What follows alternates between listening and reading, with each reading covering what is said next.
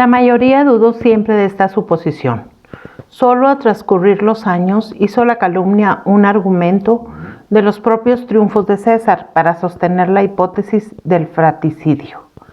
Viendo lo victorioso de los tiranuelos italianos, apoyado por el rey de Francia, apoderándose uno tras otro de los pequeños estados, conquistas que iban a colocar en su cabeza la corona de toda Italia, los enemigos dijeron que César no habría podido ser nunca lo que era hora de seguir viviendo su hermano Juan, y sacaron la conclusión de que para llegar a ello lo había asesinado.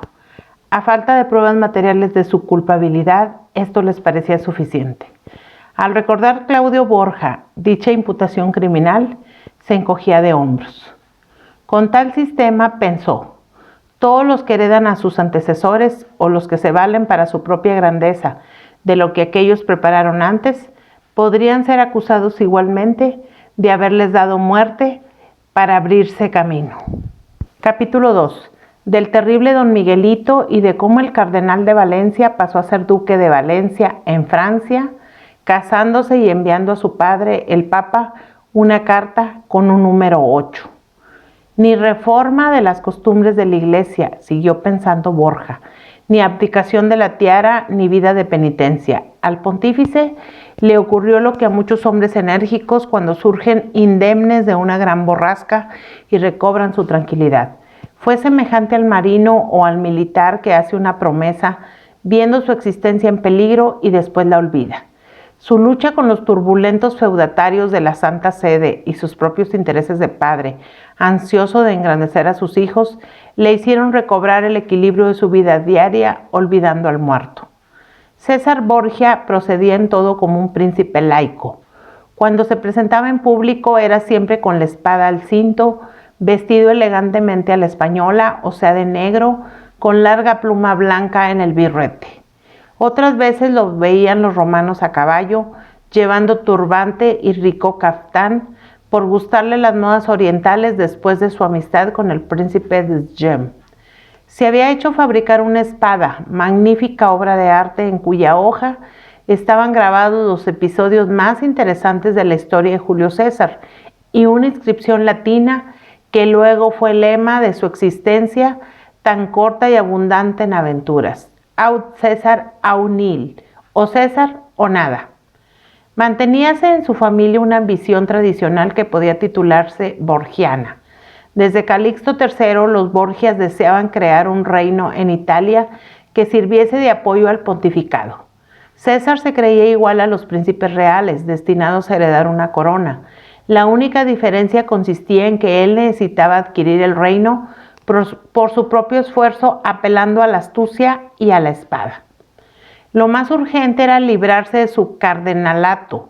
Luego realizaría lo que no pudieron conseguir ninguno de los Borgias, hombres de guerra, ni el arrogante Pedro Luis, predilecto de Calixto III, ni su propio hermano, el hermoso e inútil duque. Todos sabían en Roma que el cardenal de Valencia pensaba abandonar la carrera eclesiástica. El mismo Papa no hacía un secreto de ello, diciendo que, en vista de su conducta mundana, era mejor que renunciase a la púrpura cardenalicia para salvar su alma. Dando ya por seguro este cambio de estado, César concentró su ambición en la casa reinante de Nápoles. Deseaba casarse con Carlota, hija de Federico, al que había impuesto la corona él mismo como legado. Este último monarca de la Casa de Aragón rechazó todas las insinuaciones para dar su hija a César Borgia.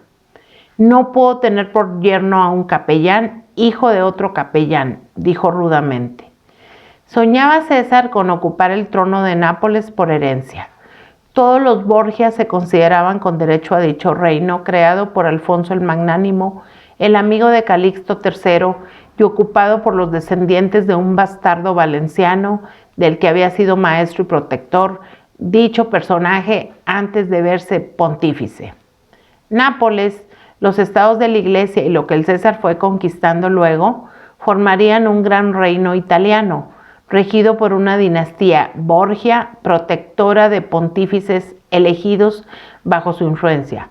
pero el rey Federico siguió negándose a todas las propuestas indirectas de Alejandro y de su hijo. Que el Papa, dijo a los intermediarios, cambie las reglas de la Iglesia, si quiere ser mi consuegro, y declare que un cardenal puede tomar mujer. Dándose cuenta después de su débil situación y necesitando del apoyo papal, se ofreció a unir su sobrino Alfonso, hermano de doña Sancha, con Lucrecia, la divorciada del señor de Pésaro. Los dos cónyuges eran de nacimiento ilegítimo, pero esto nada tenía de extraordinario en aquella época de príncipes bastardos. El pontífice acabó por aceptar dicho matrimonio con la esperanza de que facilitase luego el de César con Carlota de Aragón. Las bodas de Lucrecia y Alfonso se celebraron en Roma al principio del verano de 1498. Presentábase el novio en la ciudad papal, dotado por su tío, el rey de Nápoles, con los ducados de Biseglia y de Quadrata. Al contrario de su hermana Sancha, este Alfonso era débil de carácter y algo tímido.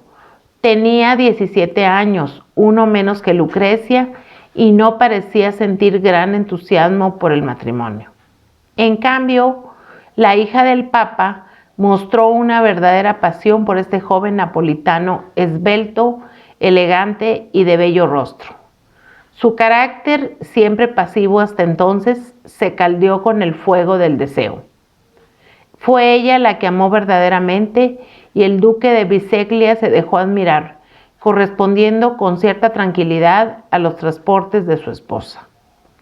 De todos modos, el segundo casamiento de Lucrecia no se pareció en nada al que se había roto 7 meses antes, pues dentro del mismo año la joven duquesa de Biseglia quedó embarazada. Alfonso y la hija del Papa se instalaron en el Palacio de Santa María in Pórtico. Adriana y la bella Julia Farnesio ocupaban ahora el Palacio Orsini en Monte Giordano. Las bodas de Lucrecia dieron ocasión a largos festejos. Doña Sancha, que era ágil de pluma, relató detalladamente sus magnificencias. El banquete nupcial se celebraba de noche y las danzas duraron hasta la salida del sol. Mostraba el pontífice una afición extraordinaria por el baile, atribuyéndolo los italianos a su origen español. Lucrecia y su hermano César eran consumados danzarines. Los cardenales y demás personajes de la corte tenían verdadero gusto en ver bailar a Madonna Lucrecia, poseedora de una gracia especial para las danzas españolas, heredadas sin duda de sus abuelas paternas.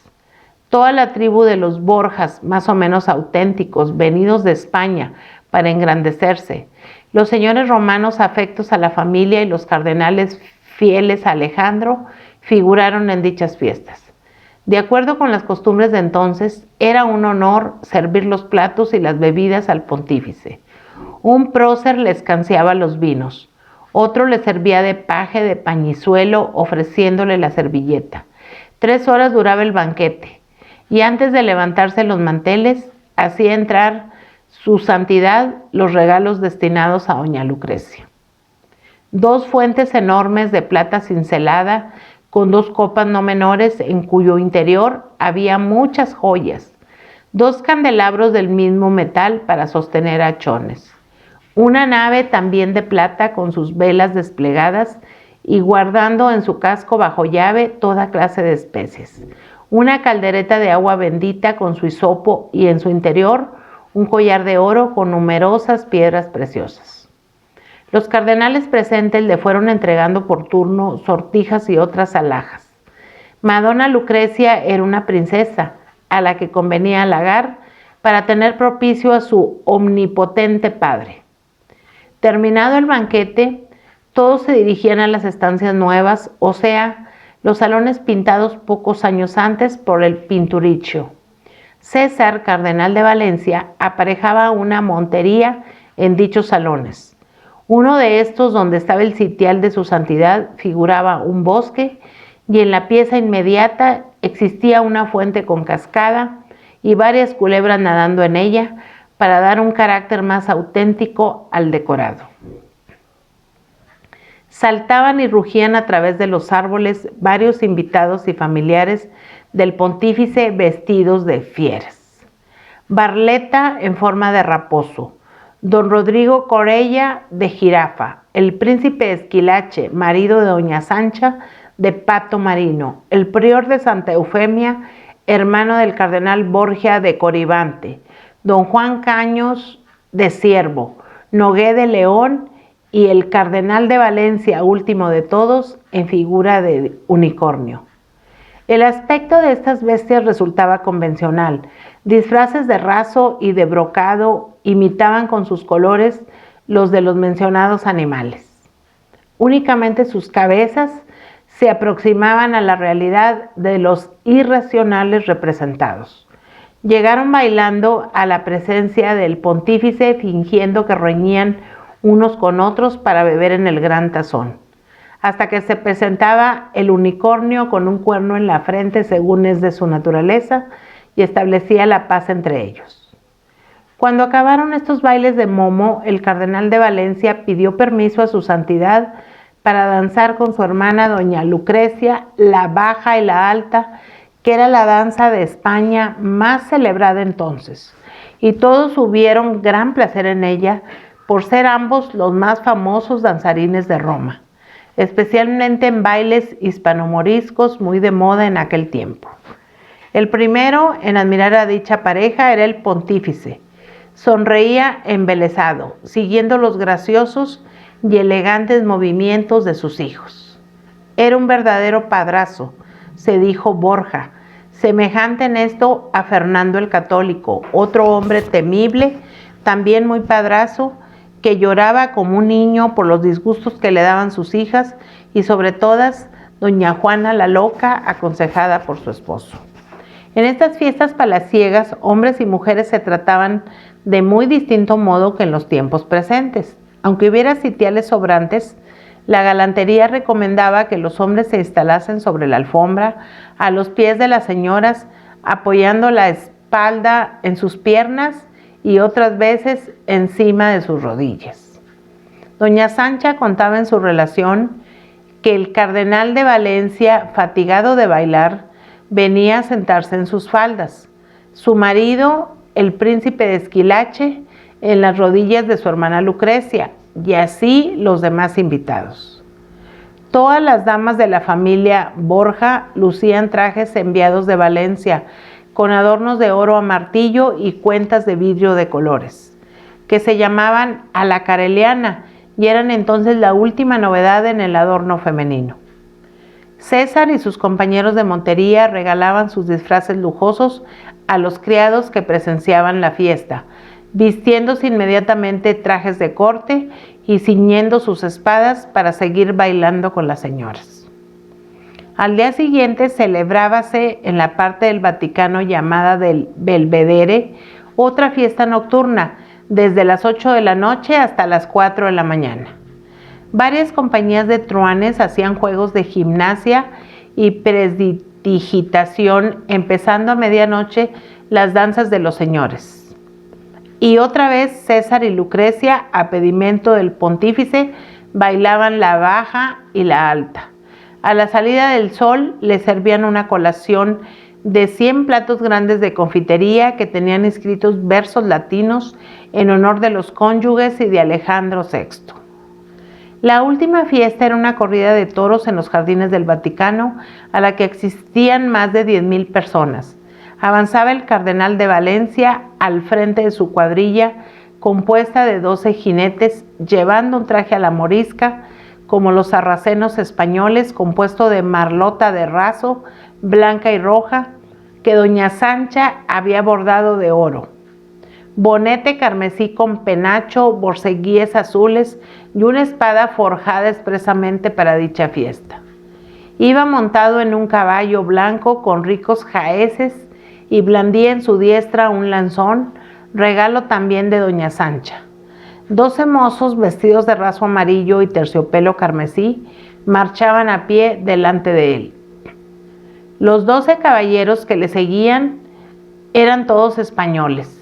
don Juan de Cervellón, don Guillén Ramón de Borja, don Ramón y don Juan Castellar, don Miguel Corella y otros vestidos igualmente a la morisca, sobre caballos ricamente encaparazonados. César costeaba todo este lujo. Los romanos aclamaban al Borgia generoso que les ofrecía a sus expensas una fiesta tan interesante. En los estrados o cadalsos figuraban las damas de la corte pontificia y de la aristocracia de la ciudad, muchas con los mismos trajes a la española que se habían hecho años antes para las fiestas en celebración de la toma de Granada. Se corrían 8 toros en 5 horas y el cardenal de Valencia mataba por sí mismo 2 de ellos. El primero de una lanzada que le atravesó el pescuezo, acabándolo instantáneamente. El segundo a pie, con una capa en una mano y la espada en la otra. Le dio tan gran cuchillada que no necesitó repetir el golpe, haciéndolo caer con el pescuezo partido. El pueblo aclamó al que llamaba nuestro César, asombrado del vigor inaudito de este joven, débil en apariencia y de elegante fragilidad.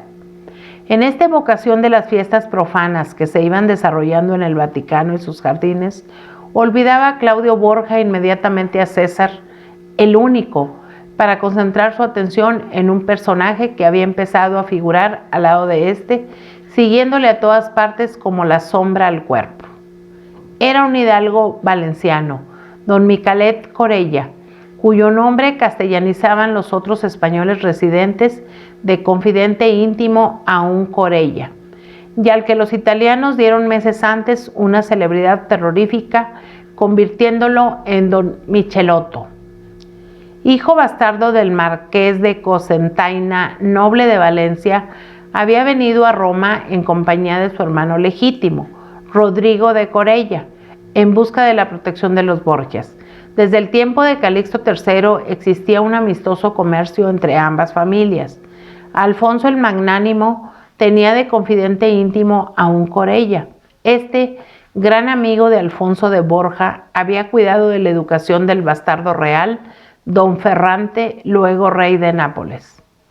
Muchos años después, al ir el cardenal Rodrigo de Borja como legado a España, conocía en Valencia al sucesor de Corella, ya marqués de Cocentaina, residente en dicha ciudad.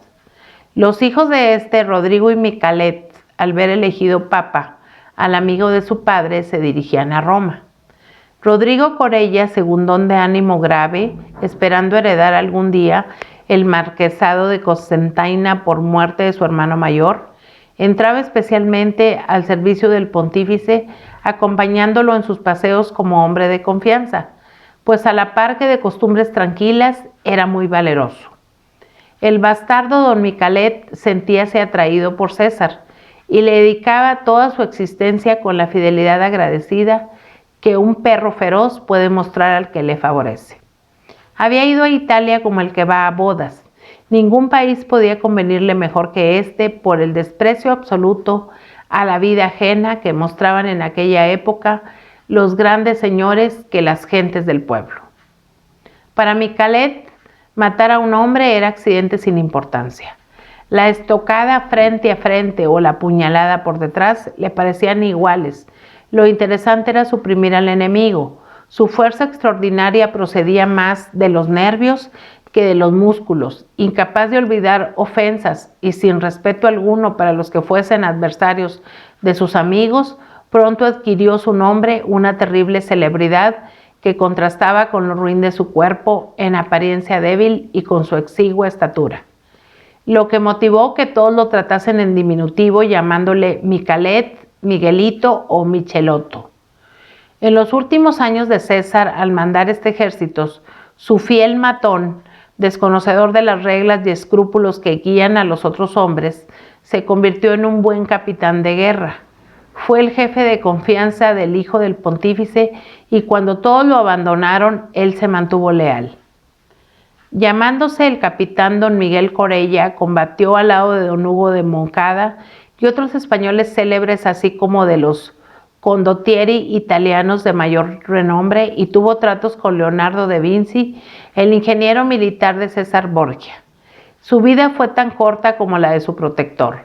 marchando detrás de él con la fidelidad amenazante de un mastín.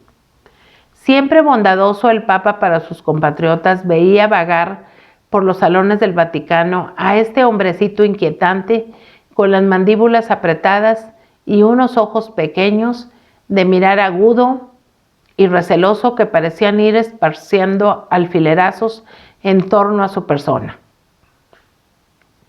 Micalet, Micalet, decía Alejandro VI moviendo el índice de su diestra pontifical como si presintiese alguna mala acción de esta bestezuela temible y le amenazase de antemano. Varias veces provocó riñas con otros españoles dentro del palacio, sacando a luz sus armas. Prefería el trato con César, que era de su edad, y acabó por vivir cerca de él a todas horas. Figuraba el Corella legítimo en las fiestas palatinas entre los gentiles, hombres del séquito del Papa, y éste le había dado varias prebendas, especialmente a raíz de una aventura en que le salvó la vida. Le acompañaba una tarde Rodrigo Corella en su paseo por una huerta cercana al Belvedere, cuando vieron venir hacia ellos un enorme león. Lo tenían guardado en una casa inmediata y había huido de su jaula. Todo el acompañamiento papal, prelados, domésticos, cubicularios y otros servidores huyeron despavoridos, dejando solos al pontífice y al joven español. «Santo Padre», dijo éste sin perder un momento su serenidad, «poneos detrás de mí y no os separéis». Rodrigo de Borja, famoso por su valor tranquilo, siguió estas indicaciones y Corella, con la espada en la diestra y la capa enrollada en el brazo izquierdo, continuó marchando siempre de frente a la fiera, teniendo a sus espaldas al Papa más alto y corpulento que él. Tal situación angustiosa duró largos minutos, mostrándose indeciso el león ante la actitud resuelta de la masa humana formada por los dos hombres. Al final, los fugitivos que habían dado la alarma en los jardines del Vaticano volvieron con numerosos soldados españoles de la guardia del pontífice y estos acosaron al león hasta su jaula, terminando así tan peligroso episodio. Concedió a Alejandro VI varios beneficios a su joven acompañante, asegurándole una renta de 2,000 ducados al año y hubiese hecho de él un cardenal, pero Rodrigo Corella no quiso dedicarse a la iglesia, esperando heredar algún día a su hermano mayor, y así fue, volviendo finalmente a Valencia para casarse y tomar el título de Marqués de Cocentaina. El bastardo don Micalet solo entraba ya en el Vaticano para acompañar a su señor y amigo, el cardenal. Y si participaba de las fiestas papales era únicamente en corridas de toros u otros regocijos que exigían especialmente fuerza y destreza. Su nombre empezaba a adquirir celebridad. Para los enemigos de César Borgia era don Michelotto, a modo de un dragón que nunca podían sorprender dormido, pronto a dar el zarpazo de muerte en defensa de su amo. Los calumniadores de la familia papal intentaron hacer una misma persona de don Michelotto y aquel enmascarado que acompañaba al duque de Gandia en la noche de su asesinato. La pequeñez de cuerpo de ambos fue el único detalle para justificar tal identidad, lo que resultaba pueril. El duque Juan conocía perfectamente a Micalet como un familiar de su casa y no podía equivocarse por más antifaces que se colocara el otro.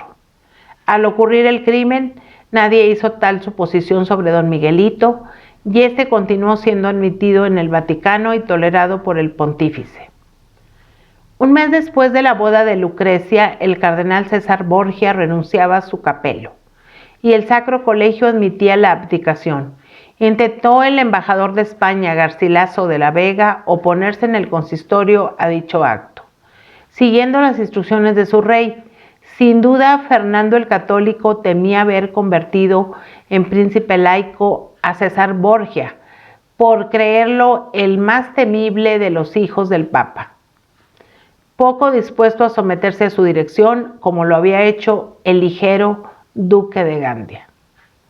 Supo acallar el pontífice al embajador español y a los cardenales dispuestos a apoyarle, prometiendo que cuantos empleos y beneficios dejase vacantes el cardenal de Valencia al abandonar su estado eclesiástico, se repartirían entre los miembros del consistorio amigos de la corte de España, e inmediatamente quedó César desligado de sus votos. En realidad, solo tenía las órdenes menores y su caso no era sin precedentes.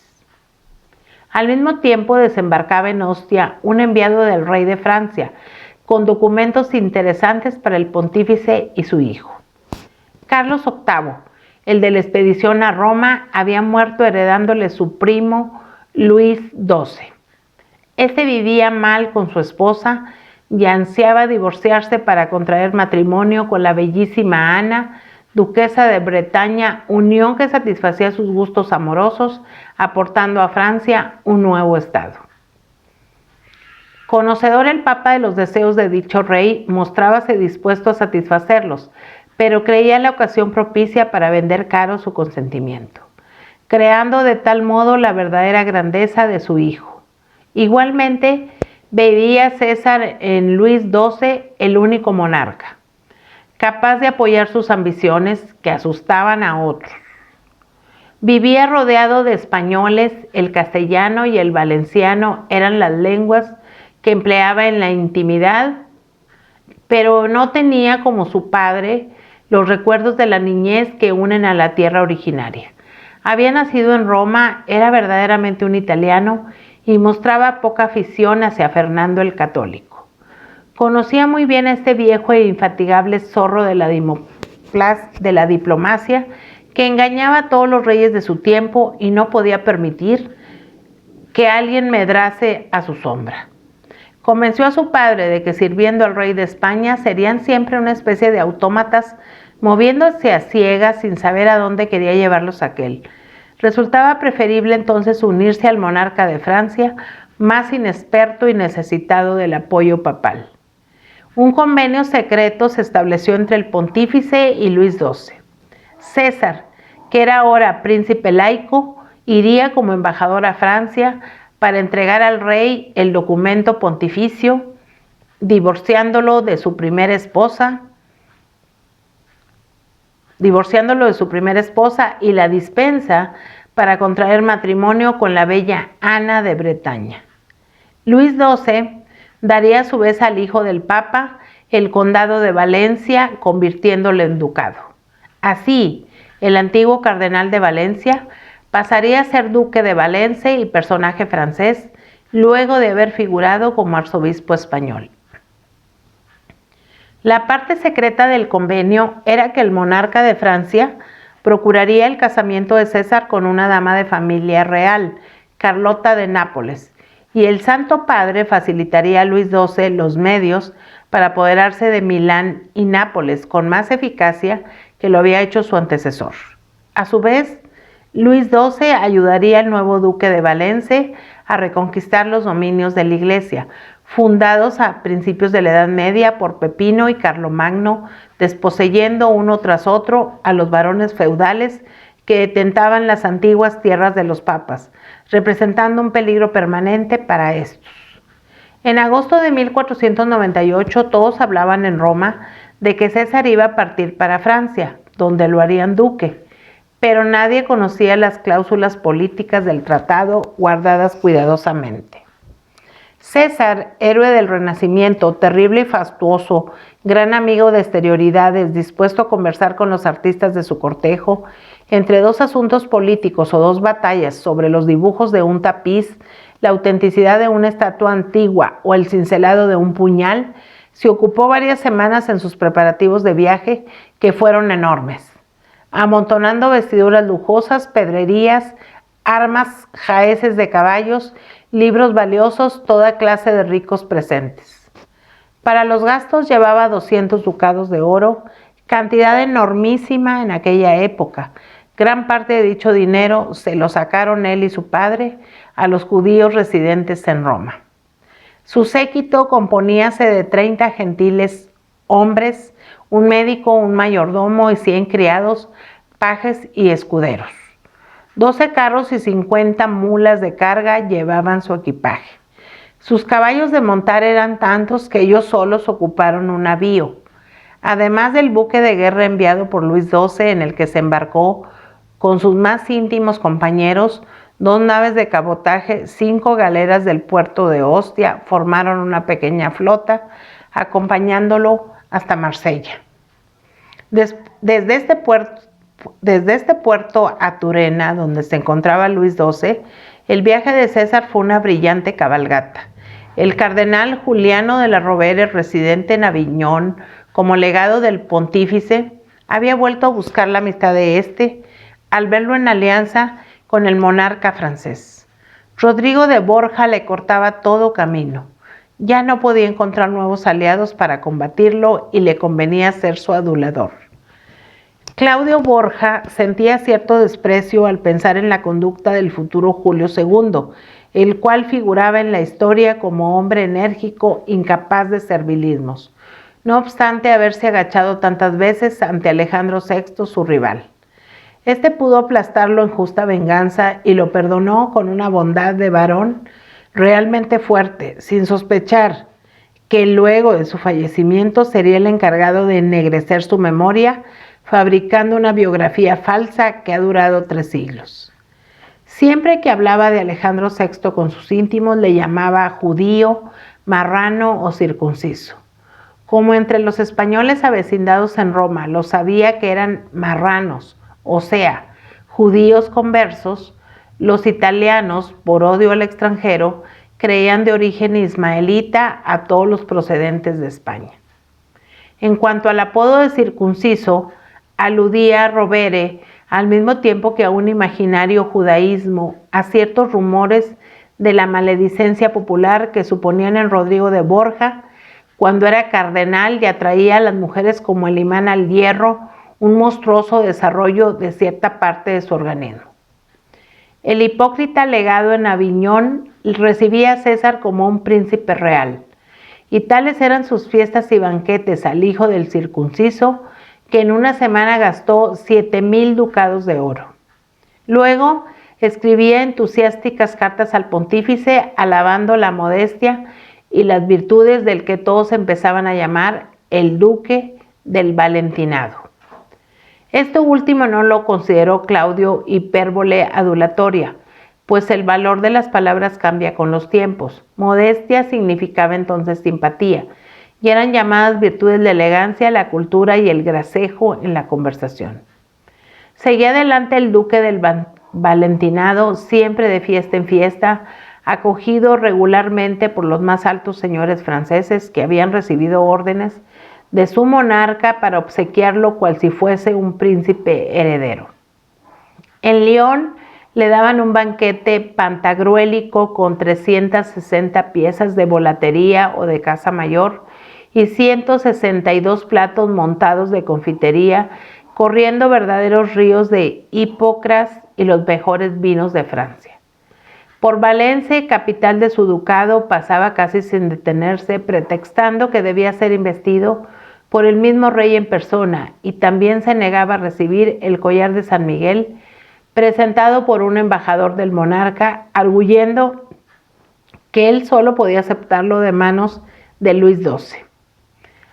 Al fin se encontraba con este enchinón, y tan esplendoroso era el cortejo de César, que Brantôme hablaba de él en su libro Vida de hombres ilustres, mostrándose deslumbrado como los otros cortesanos por el lujo del hijo del Papa y burlándose al mismo tiempo a impulsos de la envidia. Los grandes señores franceses se reconocían algo rústicos e incultos al lado de este príncipe de origen eclesiástico que traía de Italia todas las exquisiteces de la nueva existencia creada por el Renacimiento. Comparado con ellos, que vivían como hombres de guerra, resultaba un poco afeminado este joven, vestido a todas horas de seda y terciopelo. Lo mismo que una dama luciendo armas de oro y piedras preciosas semejantes a joyas, esparciendo al andar perfumes orientales, seguido en su entrada triunfal de servidores que arrojaban puñados de monedas a la muchedumbre. Todos sus corceles llevaban herraduras de plata, sostenidas apenas por un clavo del mismo metal para que se soltasen y les recogiese la plebe. En la corte de Francia encontró a Carlota, la hija del rey Federico de Nápoles, que perfeccionaba en aquella su educación, y todos los esfuerzos hechos por Luis XII para que se uniese en matrimonio con César resultaban inútiles. Carlota de Aragón estaba enamorada de un señor de Bretaña y Federico, su padre, decía que le era imposible contrariar los afectos de su hija por conveniencias diplomáticas. Tal vez el amor por el bretón no fuese más que un pretexto para librarse de César. Insistía en sus pretensiones matrimoniales por verdadero deseo amoroso o por orgullo, pues su matrimonio con Carlota no le ofrecía ninguna ventaja política, ya que estaba convenido entre Luis XII y Alejandro VI repartirse los estados del rey de Nápoles. En aquella época eran frecuentes tales perfidias y los que estaban al tanto del tratado secreto no extrañaban ver al rey de Francia, al Papa y a su hijo trabajando para que este último se casase con la hija del que proyectaban destronar en breve. Desde España, el primer político de la época que lo veía todo, por oculto que estuviese, y lo que no sabía lo adivinaba, había acabado por presentir la maquinación papal y francesa. Fernando el Católico se indignó al ver que un español, convertido en pontífice, intentaba moverse solo, siguiendo una política independiente que podía resultar contraria a la suya. Como era hombre de acciones múltiples y contradictorias, valiéndose a la vez de minas y contraminas, hasta el punto de enmarañar las cosas de tal modo que finalmente solo él conocía el hilo conductor, buscó ponerse de acuerdo en secreto con el rey de Francia para repartirse entre ambos los territorios de Nápoles, si es que la tal partición resultaba inevitable, y envió al mismo tiempo una embajada amenazadora al Papa, pretendiendo asustarlo. Llegaron los embajadores españoles a Roma en un momento angustioso para Alejandro VI. César se veía muy agasajado en la corte francesa y era duque de Valence, pero su situación resultaba algo ridícula. Todos sabían que había ido allá para casarse con una princesa de sangre real y el matrimonio no pasaba de ser un proyecto. Desistiendo Luis XII de Carlota de Aragón, le había propuesto casarse con otra princesa del mismo nombre, Carlota de Albret, hermana del rey de Navarra, que también vivía en su corte. Aceptó César a esta joven de buena presencia, sana, fuerte y con discreto carácter, condiciones que hacían presentir en ella una esposa amable y sumisa. Además, mostraba gran amor por ese príncipe bello y lujoso, pródigo en deslumbrantes magnificencias. Pero la familia de Carlota de Albret, especialmente su padre, viendo el apuro del rey, explotaban la situación renovando sus peticiones de recompensas antes de dar a Carlota. Esto hacía vivir al Papa en continua incertidumbre, viéndose al mismo tiempo rodeado de peligros más inmediatos. Los Colonnas y los Orsini, siempre enemigos, acababan de unirse para hacer una guerra común al Papa. Ascanio Sforza, enterado de su alianza con el monarca francés, que ponía en peligro a Milán, lo abandonaba para unirse a Fernando el Católico y al emperador Maximiliano de Austria, proyectando con estos la convocación de un concilio que quitase la tiara a Alejandro. Al presentarse los embajadores españoles en el Vaticano a fines de 1498, traían el encargo de amenazar al pontífice con la convocación del mencionado concilio. La entrevista del Papa español y los enviados de los reyes de España resultaba borrascosa. Empezaron estos por hablar de los medios ilegales de que se habían valido Alejandro VI para obtener su tiara, pero este les interrumpió enérgicamente. Poseo el pontificado, dijo, con más derecho que los monarcas españoles poseen sus reinos, de los cuales se apoderaron sin título legal y contra toda ley de conciencia, pues correspondían en justicia a otros de sus familias con mayores derechos a obtener la corona. Vuestro rey y vuestra reina no son sino intrusos, y yo lo sé mejor que nadie por haberlos ayudado y apoyado en su juventud, acción de la que tal vez me arrepiento ahora. Todo el resto de la entrevista continuaba en el mismo tono, rechazando el Papa las imputaciones que le hacían y de las cuales la más importante era la exagerada protección a sus hijos. y como aludiesen los delegados españoles a la muerte del duque de Gandia, presentándola como un castigo divino, replicó el Papa enojado: más castigados por Dios han sido vuestros reyes, pues no tienen descendencia masculina. Ese sí que es castigo, por los repetidos ataques que se permite don Fernando contra los derechos de la Iglesia para satisfacer su ambición. De que el Papa tuviese hijos ilegítimos no hablaban una palabra los embajadores, pues el rey católico poseía 4 bastardos reconocidos y muchos más cuya paternidad no había querido aceptar. En aquel tiempo pocos podían jactarse de su moral doméstica y de la legitimidad de toda su prole. Monarcas, papas y prelados eran igualmente padres al margen de las convenciones sociales y de las leyes eclesiásticas. Quedaban rotos los tratos entre Alejandro VI y los reyes de España. El antiguo legado que los había conocido simples príncipes en desgracia, legitimando su matrimonio anormal, protegiéndolos con su influencia y dándoles finalmente el título de reyes católicos, decía ahora al nombrarlos: son los 2 bellacos más grandes que he conocido en mi vida.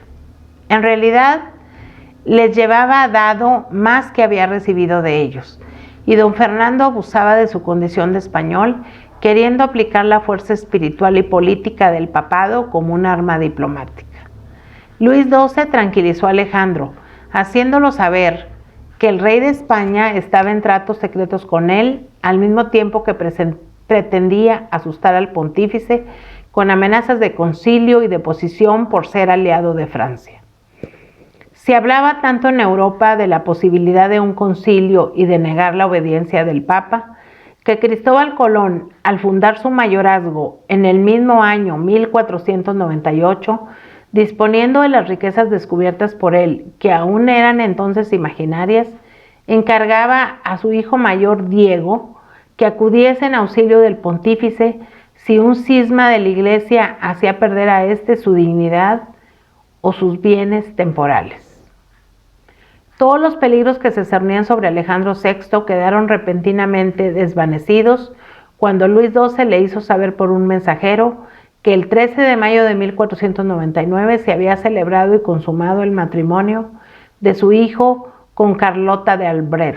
César, que solo contaba entonces 23 años, conseguía con esto cuanto llevaba en su mente al emprender el viaje a Francia, venciendo la oposición de los principales estados de Italia, cuyos diplomáticos pasaban por maestros en dicho arte, e igualmente las maquinaciones de 2 zorros tan astutos como el rey de España y el emperador de Austria. Un correo expedido por el duque de Valence llegaba al otro día de su boda a la ciudad eterna a Matacaballo para entregar un pliego al pontífice. En él daba César breve cuenta a su padre de este triunfo diplomático, añadiendo de pasada, en un estilo crudo propio de la época, su segundo triunfo puramente matrimonial. La carta contenía un simple número 8, indicador de las veces que había poseído a la bella y robusta Carlota de Albret. Claudio se explicaba este 8. Era inverosímil que se hubiese enviado un correo especial a su padre únicamente para jactarse de tal hazaña voluptuosa. Su lacónica confidencia no estaba dictada por el impudor o la grosería. Denota orgullo, pensó, por la solidez y aguante de esta navarra vigorosa que va a ser madre de sus hijos. Necesita alegrar con su confidencia al futuro abuelo, ansioso de que la estirpe de los Borja se prolongue, de que lleguen a ser reyes de Italia, ambición persistente en la familia desde Calixto III. Esta exagerada repetición de los cabalgamientos amorosos era algo común en aquella época de vidas cortas, tumultuosamente apasionadas. Los hombres de alta clase vivían entre continuas hazañas de guerra y amor, obligándoles las últimas al uso de violentos afrodisíacos para exacerbar su vigor genésico. Tal fue una de las causas de que todos muriesen jóvenes, envenenadas sus vísceras por misturas excitantes y roedoras. En el resto de su existencia, demostró César pertenecer a la misma especie que todos los hombres célebres por sus hazañas amorosas. Disponía a su arbitrio del ejercicio de sus fuerzas sexuales, dejándolas dormidas cuando le convenía, sin que le estorbasen con el acusamiento del deseo, centuplicándolas otras veces si lo consideraba útil a sus fines. Esta cualidad era para Claudio el gran secreto de todos los héroes de la seducción agrupados en torno a la figura de su maestro, el legendario Don Juan. Recordaba la breve y oscura historia de la duquesa del Valentinado. También ella escribía al pontífice mostrando gran entusiasmo por las asiduidades de su esposo. Un matrimonio que empezaba tan generosamente no podía reservarle desilusiones en lo futuro. Durante 4 meses, de mayo a septiembre de 1499, César y Carlota permanecían en silencioso retiro. Nadie hablaba de ellos y a su vez los nuevos duques procuraban vivir lejos de la historia. De pronto César tenía que abandonar a su esposa para ir a Roma y emprender la guerra contra los tiranuelos que detentaban las posesiones de la Santa Sede.